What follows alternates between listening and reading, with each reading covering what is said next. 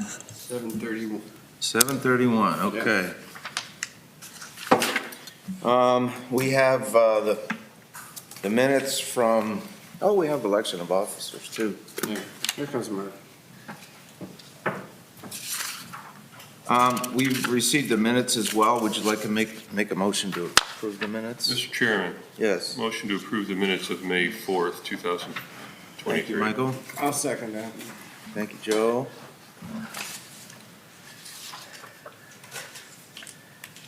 Morning, Mark. Good morning. How are you? I'm doing well. Thank you for asking. All right. Okay, the minutes are accepted as submitted. Thank you for doing that for us.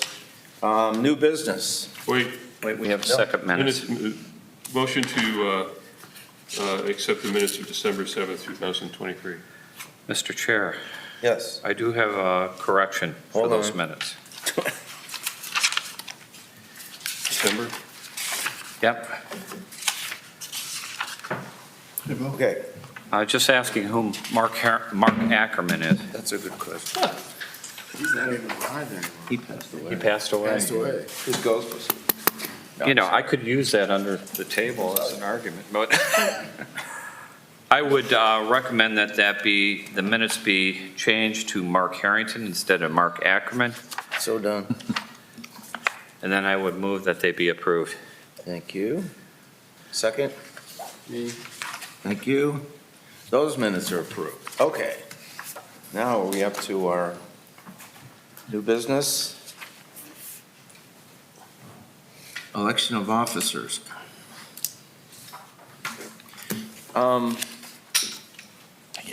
Had you heard from Carl Quinn? He responded to the agenda, but he did not let me know. Okay. Do you know what his intentions are about serving again as chairperson? I did not ask. Yeah, you I'm lose. sorry. Well, that's what I'm thinking. Is that a motion? I'm sure. We have a motion to reappoint Carl McGookie. Second. Seconded. Any further discussion? Who's vice chair, me? We were just talking, he was just thinking about that. I think you were vice chair. Yeah. I'll do that again. Okay. Do we know who was vice chair? I'm pretty sure it was. I'm pretty sure it was Bill, because I was vice chair prior to Bill.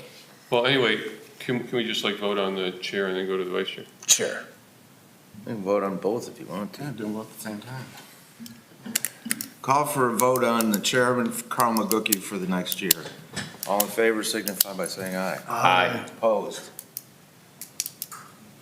Congratulations, Carl. Congratulations. you're the chair. Congratulations, Carl. Oh, man. Tough group. See, 2 minutes earlier.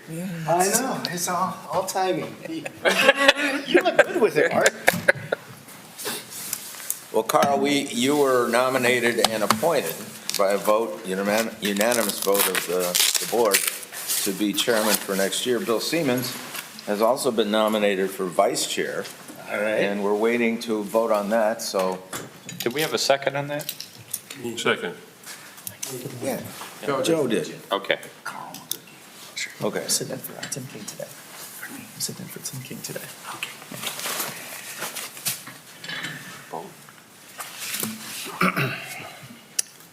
Any further discussion? All in favor signify by saying aye that we will appoint Bill Siemens vice chair. Aye. Opposed? Congratulations, Bill. Thank you. Okay. All right. You're gonna hand off the baton there, I am. Kevin? Is that right? So we've elected president and vice. Now we need secretary, right? I would say. So are there nominations for secretary? I see a finger being pointed. I think we actually need to raise a hand and vocally say something there, Joe. Mr. Chair, I would nominate. Well, Joe got my attention. Oh, you did already? Yeah. You never said it. It's a silent vote. Oh, okay. Then I second it. It's Harrington, not Ackerman. All right. Are there any other nominations? Hearing none, all those in favor of Mr. Zire as secretary? Aye. Opposed? Motion carries. All right. 2024 meeting schedule. I think we had talked a little bit last month. Do we want to meet monthly, bi-monthly, quarterly, stay at 7:30, all the above? Mr. Chair. Mr. Chair. Yes. Okay. My feeling on it is that we should continue to meet on monthly, maybe change the time. We could go later, whatever the situation might be. And the reason why I say that is that when you start getting away from a monthly meeting, you tend to have more of an issue of people showing up because, like right now, you know it's going to be the first Thursday of the month, and as a result, you're always putting that on a calendar and always looking forward to it. Plus, in addition, I believe there's enough information in the city that was a peer review for this committee that could be addressed on a monthly basis rather than a quarterly basis. Thank you, Mr. Chair. Mr. Chairman, Yes. maybe for slightly different reasons, I would agree that do it monthly. If there's a reason to not meet, cancel it. That gives us a lot more flexibility. Okay. Any other comments, opinions? I guess the other question, are we good at 7:30 appearance? This morning we are, so. Well, most of us. Most of us. Yeah, I was 2 minutes late. I'm sorry. I apologize. Okay, I don't know that we really. Mr. Chair? Yes. I would ask, is 7:30 a convenient time for staff? That's Or why would I it be was going to better? would a time change one way or the other? Say be 8 better. o'clock instead of 7:30. I would prefer 8 o'clock, but. Okay. Mr. Klein, would you like to weigh in? Through the chair, I have a standing Thursday, every other Thursday meeting, and quite often it lands like right after this for the Justice Center. It's a progress meeting.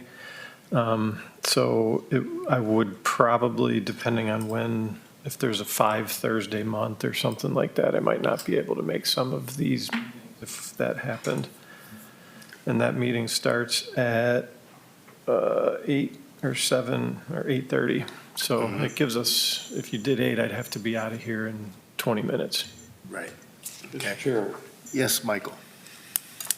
So I think the reason we have a fairly early meeting is because this was, at least the predecessor to this body was intended to be from the business community. And so the idea was get in a quick meeting before you screw up your whole day. And it worked, just because a number of our members, maybe most of them are retired at this point, doesn't mean that, we should put it in the middle of the morning and kind of discourage others that have a job to go to not volunteer, not show up. And that's not a big deal. I've often thought, why not meet in the afternoon or evening like every other commission? I don't know if we've ever tried that, but the benefit to that, aside from scheduling and finding a niche, is it seems to work for more people. That's why all the other meetings are in the afternoon or evening. So speaking for myself, I have a lot of flexibility in my schedule. I can, nobody's telling me when to work, so I don't care when it is. And if it was 5 o'clock in the morning, I'd be here. But I don't think, I know if you're under 30, you have trouble getting out of bed in the morning. I mean, everybody's talking about that young people have to sleep later or sleep longer. I don't think it's a real problem. It's an inconvenience, but I'm also sensitive to the staff. I would like to do what the staff needs to do because I think I have more flexibility than the staff does. I think Mr. Klein has thought on that. Yes. Just real quick, just to piggyback on what I said earlier, that project is scheduled to be over around August. So if you needed to push it back after that, I don't want that project to necessarily dictate when you guys meet. So I live an hour away, but I can come in anytime you guys need me. All right. So if it's 7, 7:30, 8, whatever, it doesn't matter. I don't sleep well anymore anyway, so we're good.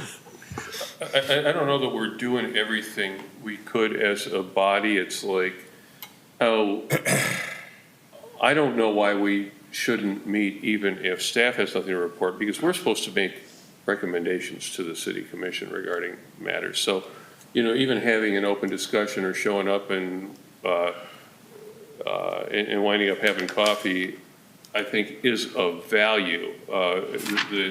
The nominal purpose of this body is not to receive reports. It's an important part of what we do, and it's extremely helpful to the community because we can take forward a positive message about what's going on and help eliminate the information vacuum in the baloney mill. But that's not all we do, and I don't mind showing up every month because I can. But, okay, that's enough. Okay. I think I got all my thoughts out, so. Mr. Chair, may I Yes, Mark. recommend that we, per Mr. Klein, that we maintain the 7:30 and revisit it maybe mid-year? Okay. Second. All right, further discussion? If not, all in favor of keeping the meeting monthly at 7:30, please say aye. Aye. Opposed? Motion carries. We'll see you here every month. That'll be great. All right, we'll move on. Any other new business, I guess, before we move on? If not, we'll go into old business and reports on the various projects as listed on the agenda. Justice Center, Mr. Klein? Yes, sir, Mr. Chairman. That project is, like I just mentioned, that project is scheduled to be completed this fall. They're moving forward with and should be wrapping up asbestos abatement on Phase 2 and 3. Phase 3 is going to be very minimal at this point. There might not even be a Phase 3, so hopefully they can condense the project into Phase 2. We're hoping that all of the outdoor exterior grass and plantings and trees and everything else in the parking lot will be completed coming out of the gate in the spring, and then everything else will just be indoors from that point forward for the remainder of the project. So I think everybody's aware that the police is currently operating out of the Phase 1 side, and the court has relocated to the service center. Other than that, we will make sure that the project, all the outdoor stuff, we're trying to get anything on the water side of the facility completed prior to the skate park getting under construction this spring. So we're trying to make sure that both projects are out of each other's way. Any questions for Mr. Klein? All right. Next item would be the pathway. The pathway, I don't really have much of an update since December. We're still moving forward with acquisition. We have a couple pieces still on the west end of the city that we're working through. We've had some positive conversations, and once we get those finalized, we should be able to finalize the plans and drawings for the section that connects Toffs up through Edgewater and then over past Lions Park and back down to Raytech. I don't know exactly when the construction of that would be, but those are the last two pieces that we need for acquisition.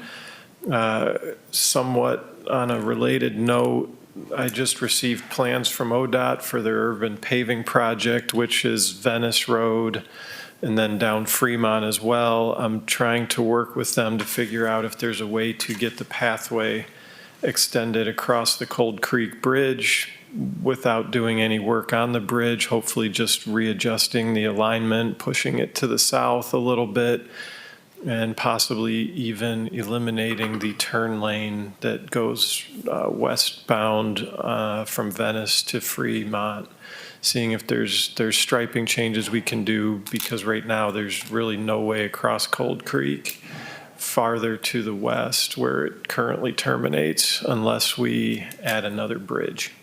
So I'm working with them, trying to figure that out and see if we can do that. That project's scheduled for the spring.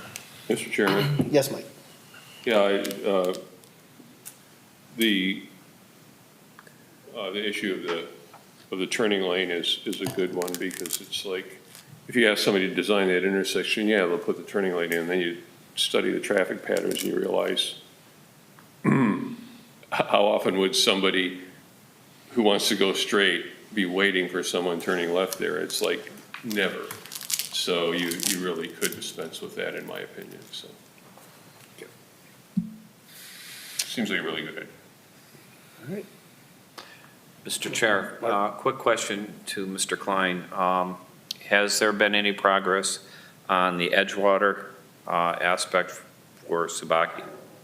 Yes, we've moved with, we had a conversation in December, and they're hoping to get everything finalized, is what I'm told, sometime in January. So I'll keep pushing that and seeing if there's a way to move forward with getting that.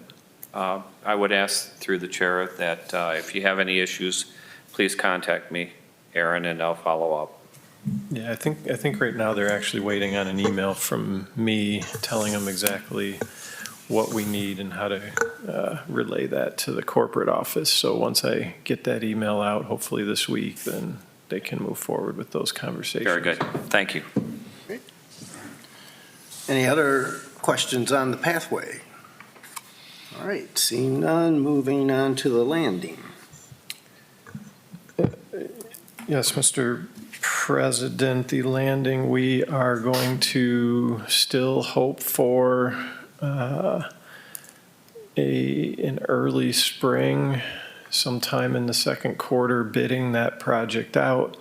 We're still trying to work out the financials. We have applied for outside funding to the tune of just over $6 million in the federal budget. We had to split out the portion west of Heminger to the portion over Heminger and then east. I just got the plans from ODOT, or from our consultant, that the 90% plans for the portion from Heminger to Cedar Point Drive. So working through reviewing those and getting those comments back. Once that's ready, then we'll be able to do that project sometime in the summer. We'll hopefully bidding that one this summer. So love to see both of those projects started this year and completed in '25. I'll do everything I can for that. The only question that we have right now is trying to get through the environmental phase and get those final permits for the landing. So all the documents are in. We expect to get those in the next month or two and then move forward with that once we have that and the financials set up. All right. Any questions there, David? Yeah, through you, Mr. Chairman. Just a point of curiosity, what we used to sometimes refer to as the node off of the causeway or across from the outdoor pool at the hotel. Is there any movement or development of the bridge concept? Is that still way off, or are people actually talking about that still? Yes, through the chair, that bridge is part of that phase from Cedar Point to Heminger Ditch.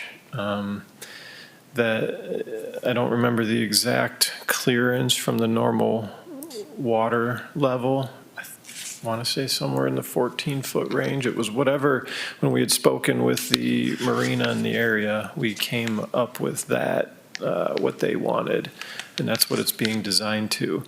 So that bridge is going to be installed. It's really the only item on that phase of the project that would take any time. So if we bid that project out in '24, depending on the lead time for that prefab bridge. We'll be able to move forward quickly on getting that. And that pool for that marina will be removed as part of that project, and the bridge will start on, depending on which way you're going, it'll go over that old peninsula from where the railroad used to span. Thank you. Mr. Chairman, Yes. a question just occurred to me that I hadn't really thought about before.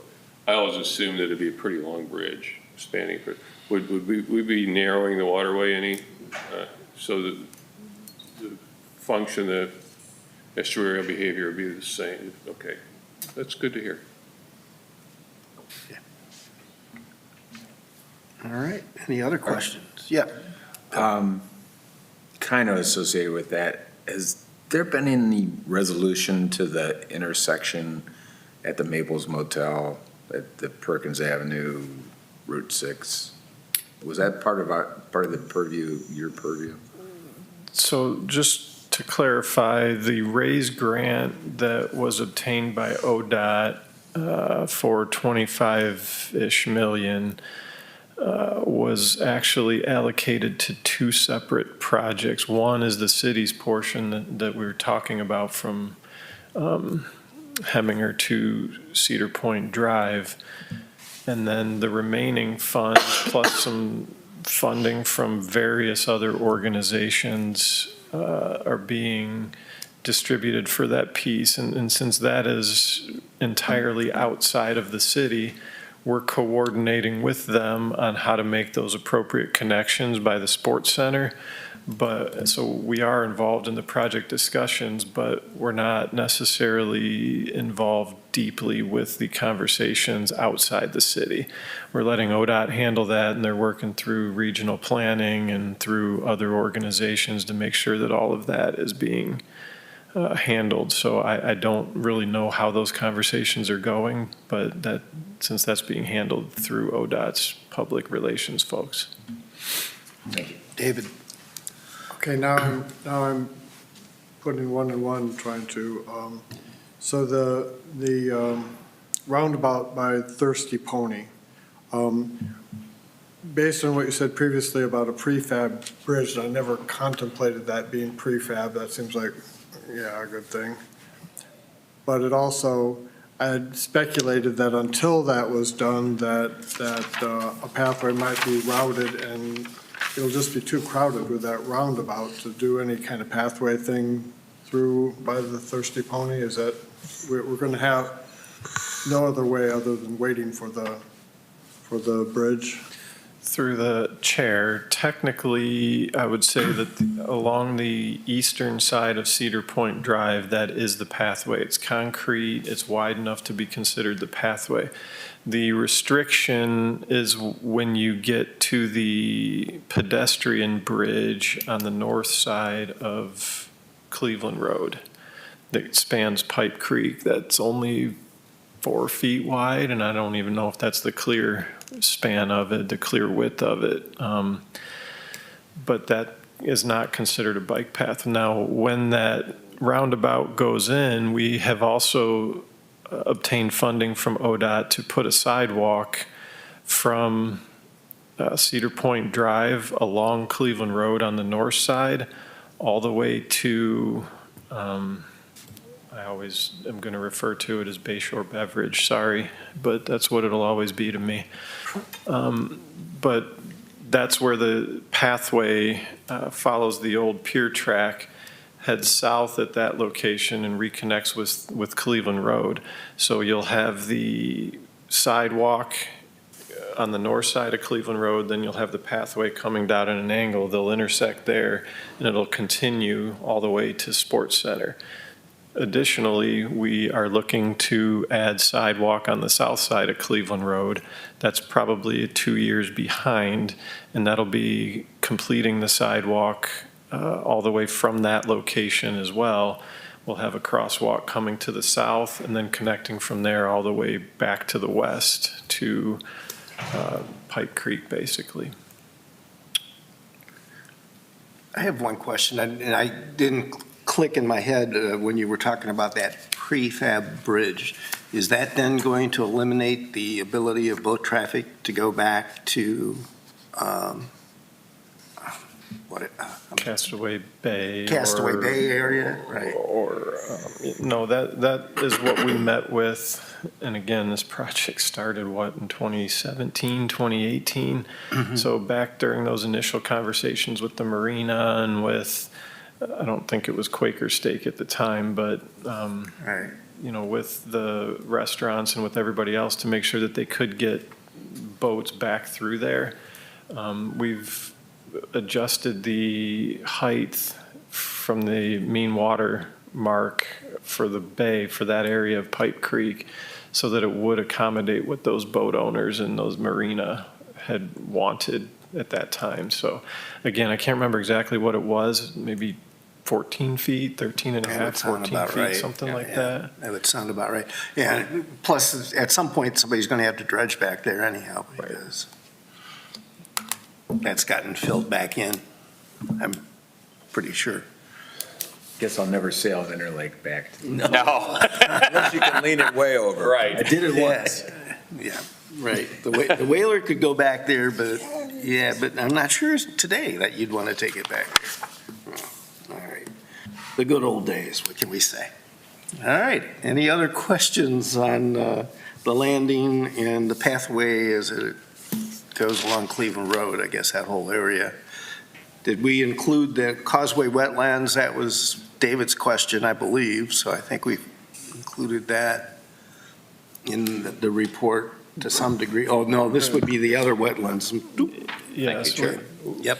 we're still working with Recycling. a property owner on that project to try to finalize locating the phase 2 of the wetlands. Finalizing exactly where we're going to put that.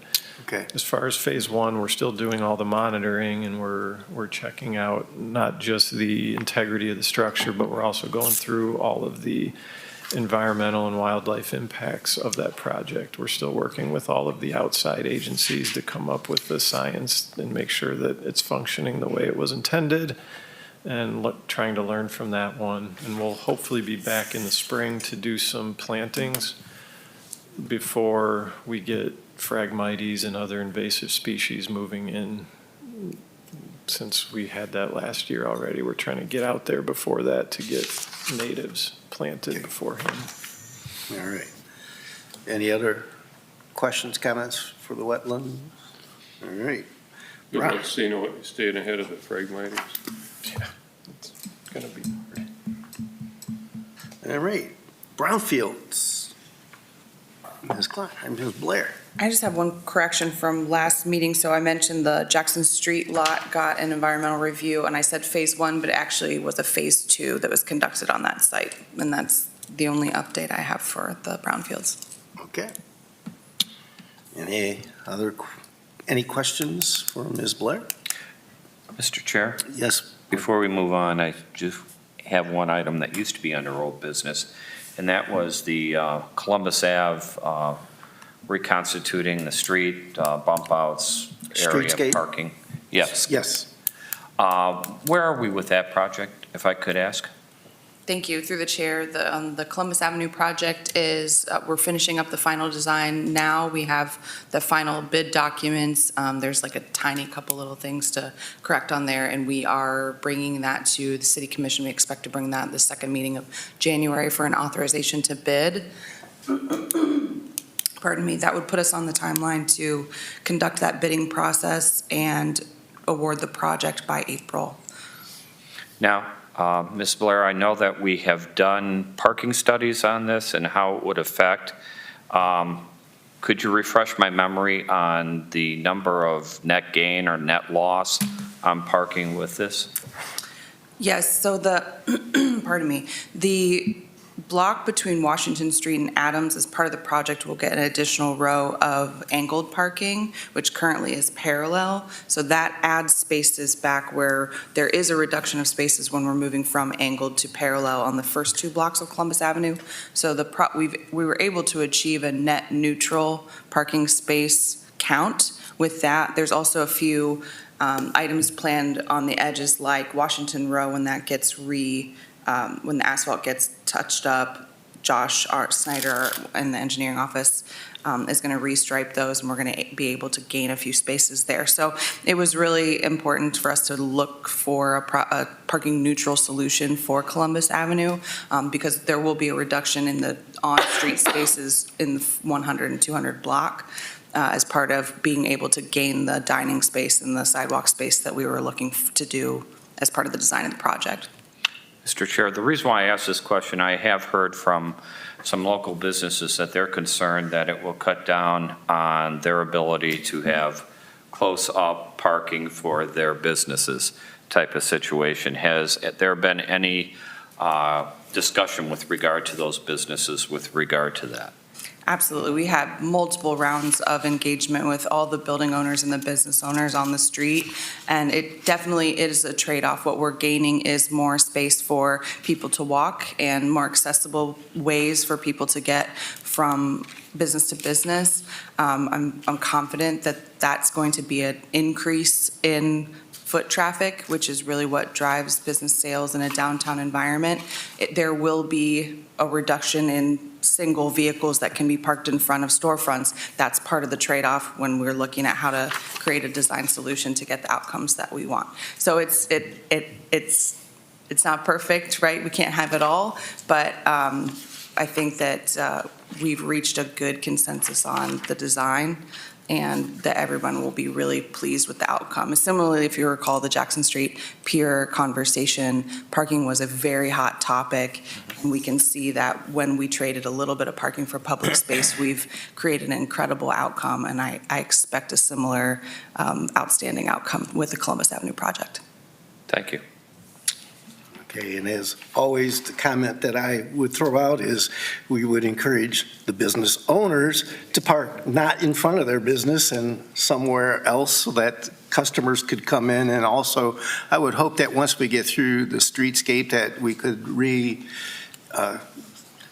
visit the enforcement of parking time limits downtown, because as I drive through downtown on a fairly regular basis, I see similar cars in similar spots all day long in front of various businesses and offices. Mr. Chair, if I could add to that, of what you were saying, I also come down early to see how many parking spots are being used for basically the lofts and the living spaces. And quite frankly, on Jackson Street and Columbus Ave now, you do have 24-hour parking with regard to those type of situations.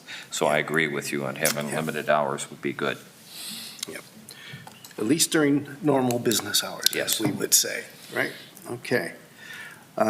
Any other items under old business? Okay. We'll then move on. Ms. Murray, welcome.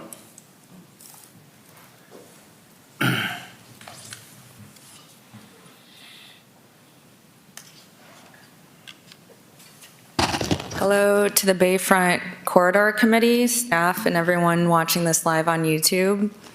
My name is Danielle Murray. I am the Executive Director at Lake Erie Film Commission. Lake Erie Film Commission is a 501c nonprofit dedicated to mentoring, promoting, and funding Erie County, Ohio filmmakers.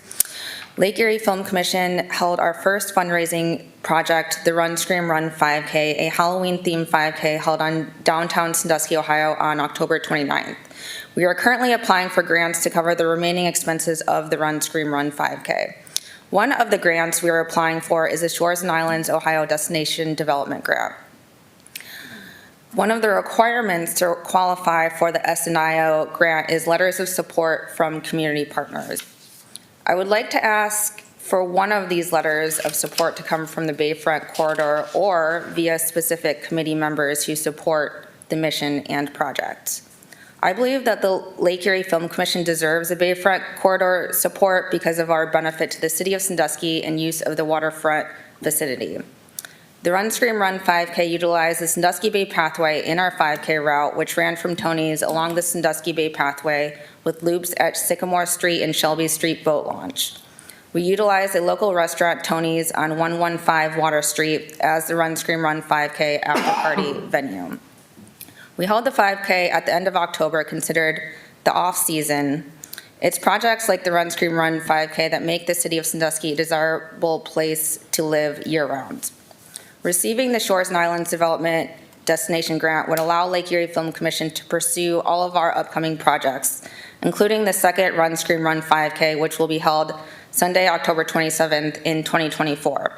I hope the Bayfront corridor agrees that local projects that benefit local Sanduskians is a positive thing and that Shores and Islands should consider supporting us in this mission. Your signed letter of support costs the city of Sandusky and/or you individually $0, and I believe it is the city's best interest for the Bayfront corridor or individual committee members to support this mission via signed letter of support. Thank you. We might have a question or two for you, Mr. Chairman. Yes, Any Michael. questions? So what I'm hearing is that you're required to have letters of support of this sort for your with your application to Shores and Islands. Is that correct? One of the requirements to apply for the Shores and Islands Development Grant is letters of support from community partners. Very, very good. Could you expand a little bit on the mission of the Film Commission? First, let me say that I did witness the Halloween run. I found it to be really well run and a blast and a lot of fun and led to a lot of activity on the waterfront, not just at Tony's, but I think Tony's was one of the sponsors. So really well run event, and I think a great time of year to have a run. And so I congratulate you on figuring out that there was a market for that. Kind of fun to see people in costume running, I'm just saying. So yeah, I think, but I'd like to know more about the mission of the Film Commission and how that's going to favorably impact Sandusky. Yes, the mission statement is to fund, promote, and mentor Erie County, Ohio filmmakers. One of our next projects is a paid internship opportunity where we will be awarding 2 aspiring filmmakers $2,000 worth of an internship for them to work alongside a filmmaker in their field of choice. Thank you. Mr. Chair, is there a time limit on this letter that you have to have it submitted by? Yes, thank you so much for asking. It is at the end of January. I believe it's January 28th. So, Mr. Chair, we would have to act on it at today's meeting. Yes, sir.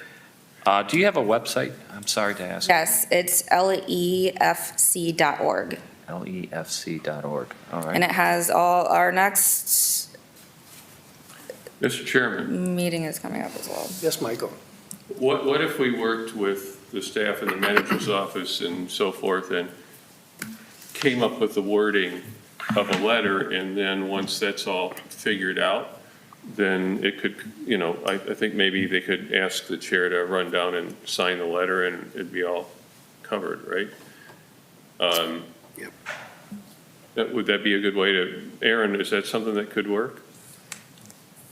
Through the chair, I had received direction from the city manager's office this week to funnel any requests for letters of support through that office. This is a situation we haven't really encountered before with like an outside nonprofit agency asking for a committee letter of support. I know that you've provided some letters of support in the past, and if I recall correctly, they were for Erie County Planning Commission or for something that the city was producing, or the health department, like a quasi or fully government organization.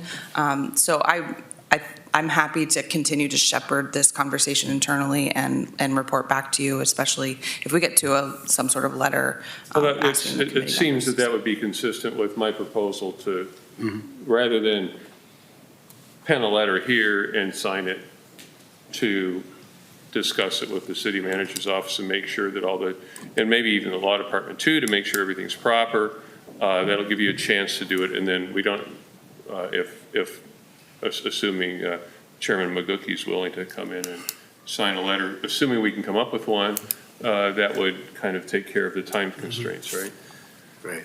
And just as a point of clarification, in the past, when we've done those letters, I've either done them and sent them to staff to review or vice versa. So, and my most recent ones were in connection with the grant from the federal government for the project out on Route 6. So, we've done those in the past, so we do have that boilerplate to look at if we so desire. I think it would be this commission's duty, if you want a letter of support, to pass a resolution, and then we run it through staff as appropriate. Right. So, And in Mr. that Chairman- example, if I may, that example was the city of Sandusky applying for a federal grant. Exactly. And as a committee of the city of Sandusky, supporting the city applying for a federal grant, I think is Right. And- absolutely in your purview.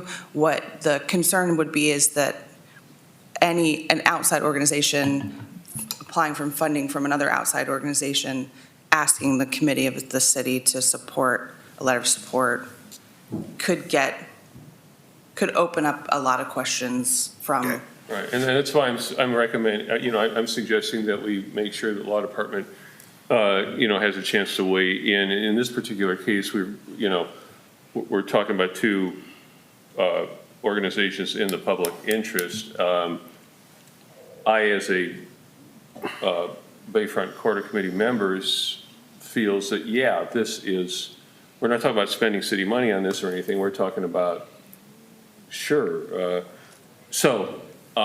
but with full sensitivity to that and wanting to wanting to make sure that these concerns are met, I would make the following motion, that we ask the staff to work with the city manager's office and the law department to compose a letter of support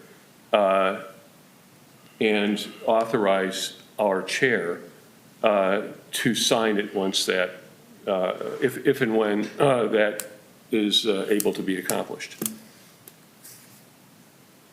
That's a motion. That's a motion. Is there a second? Well, Mr. Chairman, I'll second that. okay, thank you, David. Mr. Murray seconded. Discussion? Mr. Chair, with regard to that motion, and quite frankly, I'm drawing a blank on Robert's Rules of Order right now. There is one addendum I would like to add to that, if at all possible, and that would be that it be reviewed by staff and city council to see feasibility of even issuing the letter.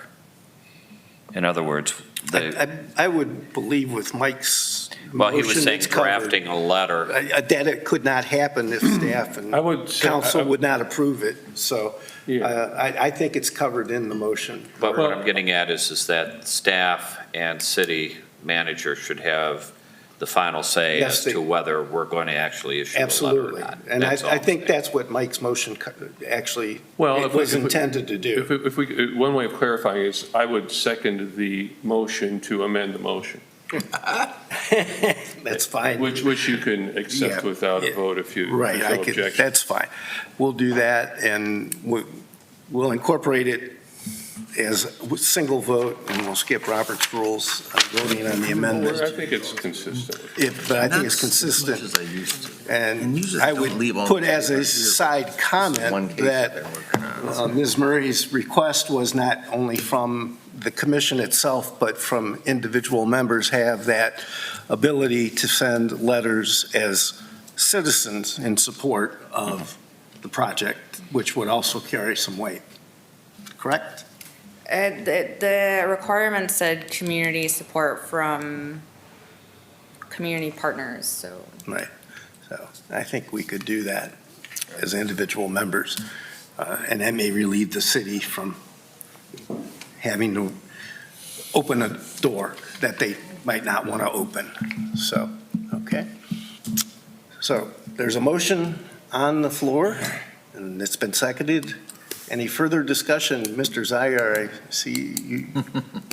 Do you have a comment, sir? No, I don't know your organization. I know of it a little bit, but I don't really know what your purpose is. I know you want to do films about this area that will help build it up. I don't know what other board members are on it. I don't know, it's kind of unknown to me, so that was my only question. I'm happy to see you doing what you're doing. Frankly, it's a good idea. Thank you, appreciate it. It's pretty new, right? Yeah, established this last May. Our third board meeting is, and the last Monday of January.